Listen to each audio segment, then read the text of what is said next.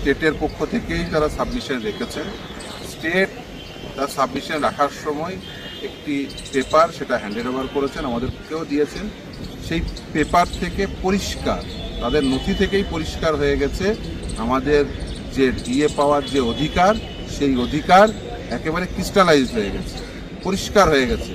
যে প্রশ্নের উত্তর ট্রাইব্যুনাল চেয়েছিল কিন্তু পায়নি, হাইকোর্ট চেয়েছিল কিন্তু দিতে পারেনি রাজ্য সরকার, আজকেও সুপ্রিম কোর্ট একই প্রশ্ন জিজ্ঞাসা করছে যে তোমরা যে বলছো যে ডিএ তোমরা নিজের স্বেচ্ছাধীনভাবে দিচ্ছ নাকি ডিএ কোনো একটি ক্যালকুলেশনের উপর ভিত্তি করে দিচ্ছ, এই ডিএর ক্যালকুলেশন মেথোডোলজি কি? ট্রাইব্যুনাল জানতে চেয়েছিল, মেথোডোলজি বলতে পারেনি। হাইকোর্ট জানতে চেয়েছিল, বলতে পারেনি। সুপ্রিম কোর্ট জানতে চেয়েছে, বলছে ইনস্ট্রাকশন দিতে হবে। তাহলে এতদিন ধরে কি করছে? ডিএ এআইসিপিআই অনুযায়ী দিতে হবে, সেটা রোপারুল 2009-এ লেখা আছে এবং সেই জন্যই সেটা স্ট্যাটুটরি ফ্লেভার পেয়েছে। আন্ডার আর্টিকেল 309 এই ডিএ দিতে হবে সেটা বলা আছে। তারপরে সাবসিকুয়েন্ট দুটো, একটা ক্লারিফিকেটরি মেমো, আরেকটি মেমো দিয়ে যে ডিএ রেট কি হবে, dearness alliance time to time দেওয়া হবে।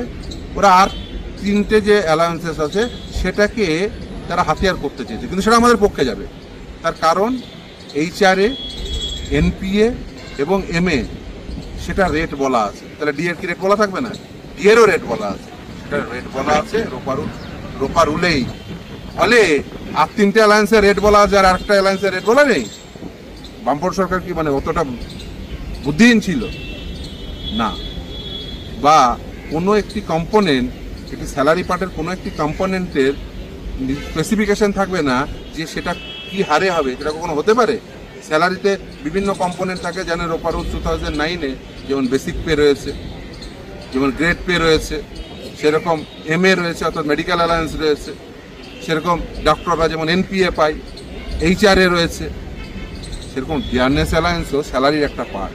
তাহলে basic pay fixed, grade pay fixed, তার ক্যালকুলেশন মেথোডোলজি রোপারুলসে বলা আছে। এমএ কত সেটা বলা আছে, এইচআরএ কত সেটা বলা আছে, এনপিএ কত সেটা বলা আছে, ও ডিএ কত সেটা বলা নেই।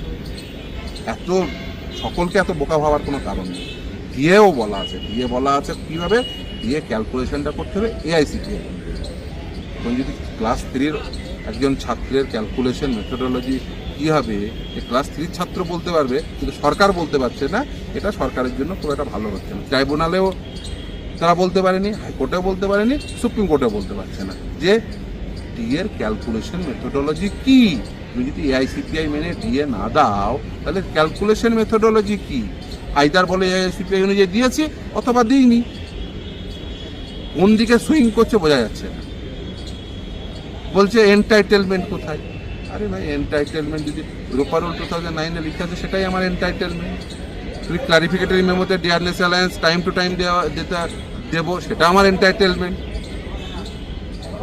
দিস্তা পেজ রয়েছে, সেখানে এনটাইটেলমেন্ট বলা আছে। অথচ এই ডিয়ারনেস অ্যালায়েন্স যে এআইসিপিআই অনুযায়ী দিতে হবে এটা স্পষ্টত বলা থাকা সত্ত্বেও তারা বুঝতে পারছেন না। সবার হেরেও বুঝতে পারেননি।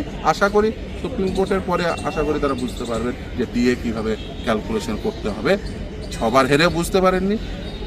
গ্রাম্য একটা প্রবাদ আছে, যার স্বল্প বয়সেও হয় না তার ওই বৃদ্ধ অবস্থায়ও হবে না। সবার হেরেও বুঝতে পারেনি, নিশ্চিতভাবে এরপরে হেরে নিশ্চিতভাবে হয়তো বা বুঝবেন।